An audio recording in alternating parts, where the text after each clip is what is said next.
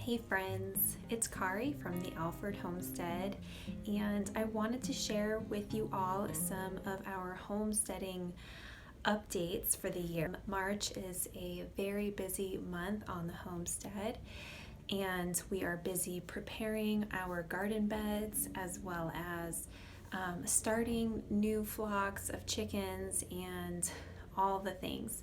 So, if you're interested in all of that, stay tuned. So, spring is in full bloom. We've had quite a few frosty nights, but nonetheless, spring is arriving. All of our daffodils and tulips that I planted in the orchard last year are now in full bloom, and it's such a beautiful sight. As well as our perennials. Our perennials are starting to flourish and get leaves. And last year we mainly focused on getting blueberries and blackberries as our perennials, and we did get 3 dozen fruit trees, various fruiting trees as well. So this year we continued with our perennials. We ordered 50 strawberry plants, so we will have a strawberry patch now as opposed to just a couple here or there in the perennial garden.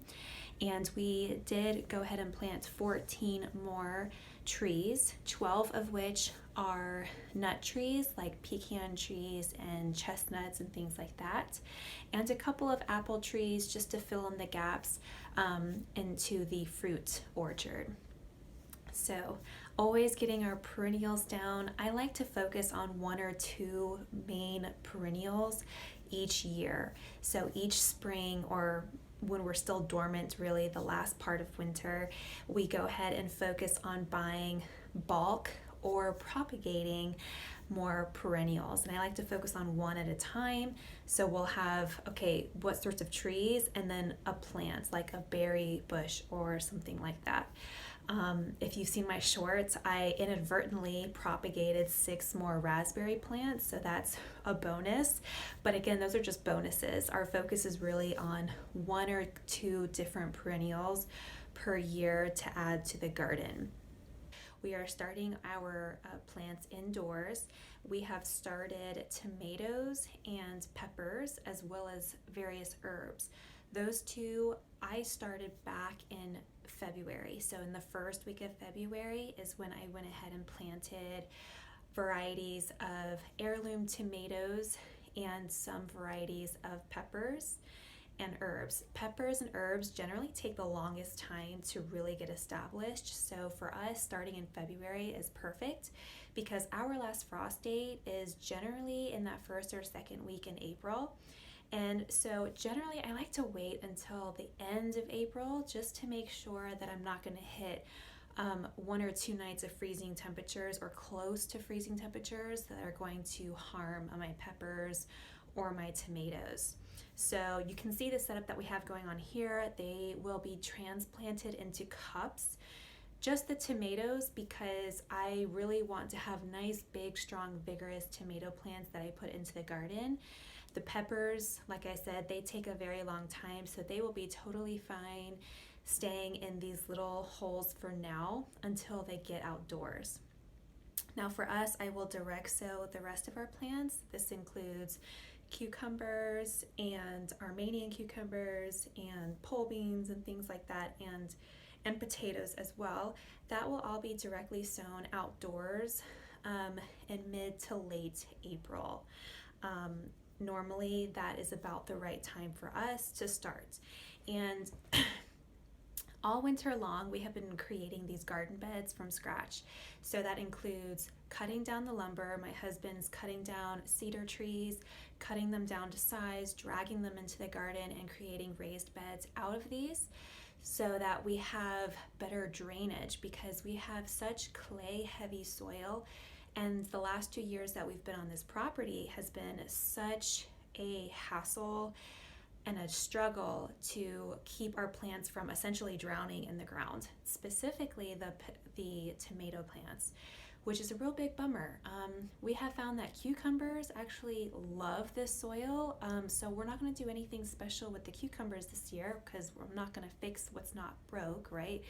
But these raised beds are mainly going to be for all of our other crops, tomatoes, peppers, winter and summer squashes, and then the potatoes as well, because those all need really good drainage.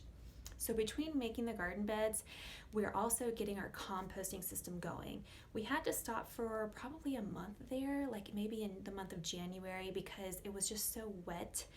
It was hard to keep our chickens in one area for long enough. So if you haven't seen our chicken compost ring system, this is what I'm referring to. Our chickens do most of the work for us, but if it's too wet for too long, we have to move our chickens over to a drier area of the garden, and it's very hard to move a huge pile of compost all like 50 yards away. So we're getting back into that now, just because you can never have too much garden soil or compost on hand, because things inevitably come up, like, oh, I've got these couple of kohlrabi that I need to put somewhere, or cabbage, or there's always extras that need to go somewhere. So what I've got, I'm planning on, all of our beds are 20 to 25 feet long and about 3 feet wide, so that I can have approximately 40 tomato plants and about 40 to 50 pepper plants as well.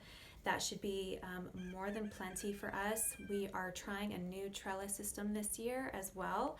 So we are buying T-posts to put cattle panel up on, so that we can have that as a trellis system, as opposed to the system that we had last year, which, you know, it worked really well for the cucumbers, but we did not find that it was easy to maintain.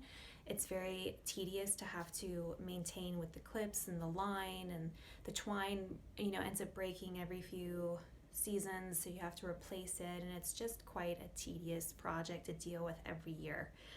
So we're doing a new trellis system, which I'm really excited about. So as far as the animals go, we are starting a new flock of chickens, of the American breast chicken. They are supposed to be the best tasting chicken in the world, and we got our hands on some eggs that we are now incubating. So we're actually going to go back and get another batch of eggs to incubate, so that we will have incubated 50 eggs. So hopefully we will get a good sized flock out of this. And our goal is to have this flock separate from our other flock, which is kind of just a barnyard mix of Astrolorp and Barred Rock, and just kind of a variety of hens. So this is going to be strictly, they're going to be in their own area, in their own coop, and we're going to use them both as egg layers and as meat birds, because they're supposed to taste phenomenal. And we also might sell some of the chicks. We recently sold 24 chicks that we hatched here, as well as 6 of our pullets and 2 laying hens. We have also given away one of our laying hens to a neighbor here. We have sold quite a few chickens on our property inadvertently. We weren't advertising, it's just people know us in this area as like the chicken folk, I guess, because our chickens are visible from the street. But we are more than happy to help, because our Tractor Supply here, all of them in the area have sold out of chicks within the hour. And so we're very happy to help other people get their flocks going if we can. But so we might sell some of the American breast, and our hope is to kind of continue selling them as well, since they're such a specialty breed, and we don't want to intermix them with our other chickens. So we're looking forward to that. Right now we are getting about 13 to 15 eggs a day, and we will continue to get more as the couple of pullets that we have in here right now will come into lay within the next month or so. So that will be exciting.